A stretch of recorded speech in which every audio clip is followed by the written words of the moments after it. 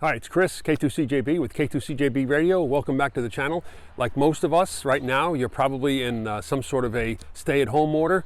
And if you like to go out and operate outside, well, none of the parks are open. I know around here in Pennsylvania, all the state parks are closed, so we can't do any POTA activations or anything like that. And if you follow my channel at all, you know that I like doing that. So, but I had this idea. Well, we can still go outside and operate in the yard, right? We can use the backyard. I'm kind of seeing this also as a precursor to field day. So along with me today, and this is the awesome part of today, I connected with VE3TWM, Tracy up in Canada, who runs the Outdoors on the Air YouTube channel, which is an outstanding channel, chock full of information about operating ham radio, HF, out in the field. He's got great stuff about antennas, erecting antennas, different radios. He's done field day operations, POTA activations. He's done it all. That was probably one of the first channels I followed when I got this interest in operating QRP in the field. So Tracy and I today, we're going to set up our stations and we're going to try to contact each other. so there's a mission here. But what I'm going to do is just kind of walk you through all the pieces of gear that I have, how I set it up, put it together here in the yard, and we're going to show that you can go outside on the air in your own backyard. Here's a quick look at what I bring out to a site. In the black box is the radio, battery, speaker, and a microphone. In the backpack is all the wiring, cabling, accessories that I might need when I'm operating in the field. And the white PVC tube, it's a little carrying box that I made. Let me get my finger out of the way. Carrying box I made. You'll see the MFJ whip, and you'll see the black fiberglass extending pole. I'm going to set up both antennas today so we can maybe do some antenna tests too. The first antenna I'm going to set up is the linked dipole. Now what this is, it's a dipole with links halfway down each leg, so I can operate 20 or 40 meters depending whether I have the links out or in. And I'm going to set that up as an inverted V. The center of it's going to be held up with this little Shakespeare wonder pole. I got this online, I forget, a couple of years ago now. I think I paid about $20 or $25 for it. It's a really handy way of setting up an antenna quickly in the field. I keep all of the dipole pieces in this little husky pouch that I got at the Home Depot. And I'll show you the different pieces that are in here. First, I use these little knot ties to lash the pole up to something, and I'll show you how we do that. I also have a couple of tent pegs that hold each end of the dipole down, the lower end of the dipole down at the ground. And in this little pouch is the linked dipole. So right now I'm just going to lash this up to this little firewood holder that I have out here. And it's funny, just one of these knot ties holds this pole pretty stable. Here's the linked dipole. There's the center with a little ballon in it. Here was one of the links. We'll unravel this and set this up. Tracy and I have agreed we're going to try to operate 40 meters today, so I'll have the links in when I set the dipole up. Always put these little things in your pocket, because if you're in the field, you will lose them. I find these little Velcro straps are wonderful in keeping these things together and not getting tangled up in a mess. The way I attach the center of the dipole to my telescoping pole is I took a little piece of plywood, drilled a couple of holes in it, and the antenna will hang from a miniature bungee cord. The top hole will slide over the top of the extending pole. Don't forget to connect the coax. I have done this countless times where I've forgotten to hook up the coax, only to put the antenna up to find out I have to bring it back down to connect the cable to it.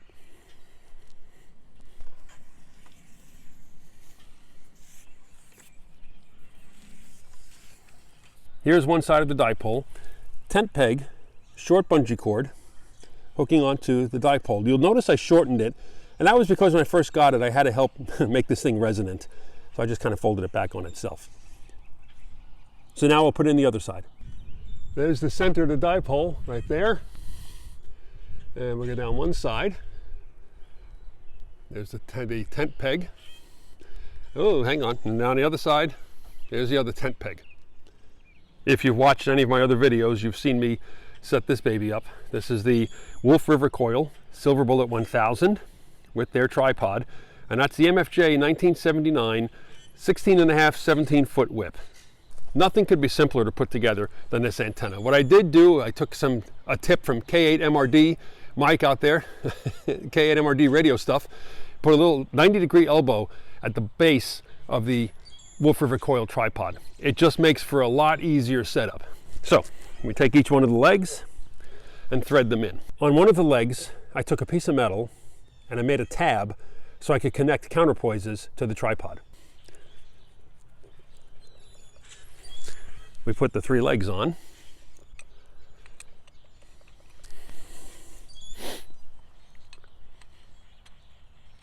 And here's the antenna ready to go up. I want to show you the right way to pull this telescoping whip up. One section at a time, gently. Because the higher this gets, there's a lot of torque at the base of this whip. And it can easily bend over on you, or you can kink it.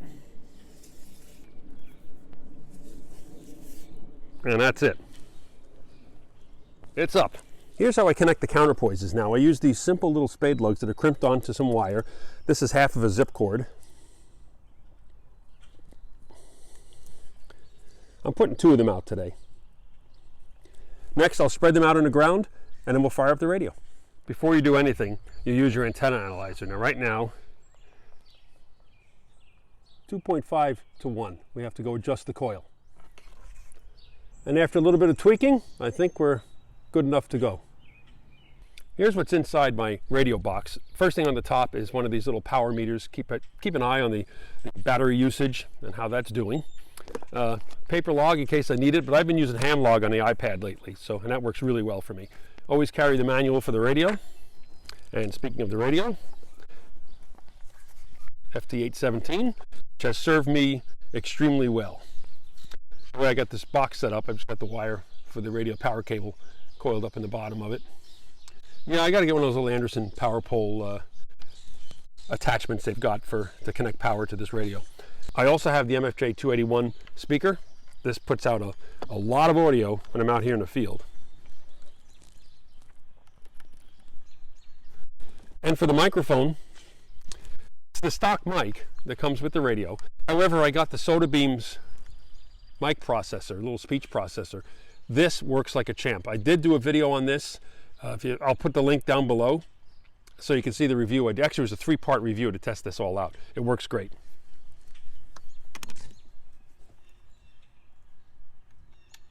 So here's the setup. We're ready to go, powered up. Antennas are both deployed. I'm going to start with the Wolf River coil and the MFJ vertical. We picked the frequency via email for our little sked here, so I'm now going to open up ham log. Okay, ready to go.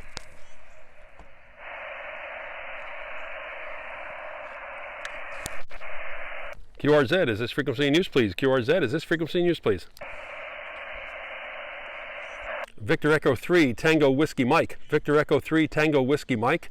Victor Echo 3 Tango Whiskey Mike. This is Kilowatt 2 Charlie Juliet Bravo. Kilowatt 2 Charlie Juliet Bravo calling.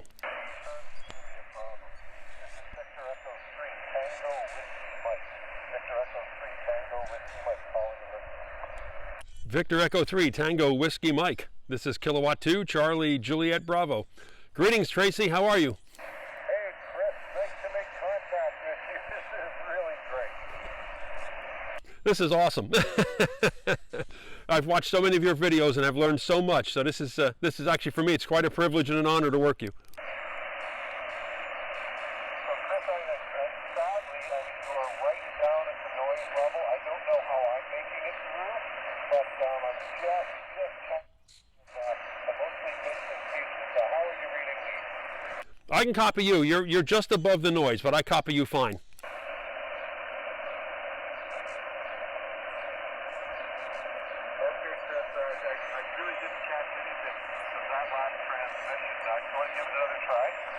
Okay, no problem. I can copy you. You're above the noise, so I've got to copy you.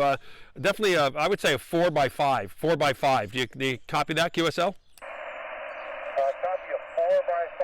4x5. Is that correct? Roger. 4x5. You're just above the noise. Okay, fair enough. You're coming in here. I've got you about 8 S units, and the intelligibility is probably somewhere around a 3. making a contact. How nice is that? Exactly right. Exactly right. It is a contact, right? Yes. Listen, how are things going down your way with family and friends as far as this coronavirus goes? We're doing okay. So far, no one in our family and none of our close friends have contracted it. So far, so good. But of course, like you guys are, we're in pretty much a stay-at-home order. Yeah, true enough. Absolutely. Well, that's really great to hear, Chris. Glad to hear that. Hope people generally in your area are behaving themselves. And so I noticed there are a couple of QSO parties going on today, so there is activity out on the bands. What are plans for your weekend, Chris? Well, actually, I have quite a few things to do today. I pastor a church not too far from here, so we've been doing our services online. So since I'm the one that knows how to use iMovie and edit things together, I've been nominated to put together our virtual services. So that's today's project. Okay, give me one sec, Chris. Kilo 2, Charlie Juliet Bravo, Victor Echo 3, Tango Whiskey Mike. Just a second, I'm going to just narrow my filter here. See if that makes a difference. I didn't catch a whole lot of that last transmission. This is the challenge of operating QRP. I have to find out what Tracy's using today. Okay, Kilo 2, Charlie Juliet Bravo, Victor Echo 3, Tango Whiskey Mike. Back to you, Chris. Okay, yeah, it's still solid copy on you. I can hear everything you're saying. What radio are you using today?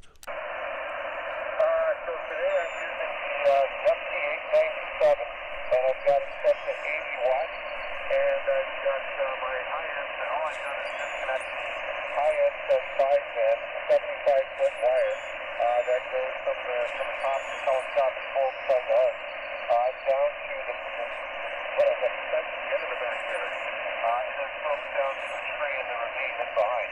How about you, Chris? What do you use? Yeah, today I'm running the 817, so I'm running QRP. I got the FT817, and that's going into the Wolf River coil with the MFJ vertical whip on top of it. Okay, really tough copy on that last transmission, Chris. I'm sorry I didn't catch all of it. Can you try it again? Okay, no problem, no problem. The radio today is the 817, the 817 QRP, 817 5 watts. QSL? Kilo 2,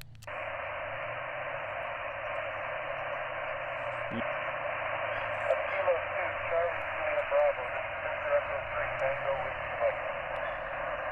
Yeah, we still have you. We can copy you, Victor Echo 3, Tango Whiskey Mike, Kilowatt 2, Charlie Juliet Bravo. Are we coming back out of the mud? Yeah, Chris, I think we've given it a good try, but I just don't think the band is cooperating and letting us make this contact as clearly as we would have liked, because I'm barely getting above the noise here, and this is a bit of a noisy location, but this sure has been fun chatting with you, so I think we've done what we can here. Kilo 2, Charlie Juliet Bravo, Victor Echo 3, Tango Whiskey Mike. Okay, Tracy, we did give it a shot. We did give it a try. Well, definitely thanks for doing this. It's for me, it was a real privilege to be able to work you today, since I've learned so much from your videos. So we'll send it back up, see if we're still kind of making it. VE3TWM K2 CJB. Okay, take care, Chris. It's been a real pleasure, and hopefully we'll get to do this again. Kilo 2, Charlie Juliet Bravo, Victor Echo 3, Tango Whiskey Mike. Well, we gave it a shot, right? But sometimes propagation doesn't cooperate. But it was great to be able to actually make a contact with Tracy. So Tracy, thank you so much. It was a privilege and an honor. I don't know if you heard that when I was talking to you on the radio, but it was an honor to work you today. And hopefully we'll be able to get to do this again. So this proves that while it was kind of tough in propagation today, we can do backyard on the air. Maybe we'll start that. Or we can also do field day from our backyards. I know the ARRL is considering, well, actually it's always been a mode, but the ARRL is actually considering on doing something special with that. So we can operate field day in the yard. I'm actually considering doing that. So I would love to be able to compare the two antennas, but we'll figure out another time to do that.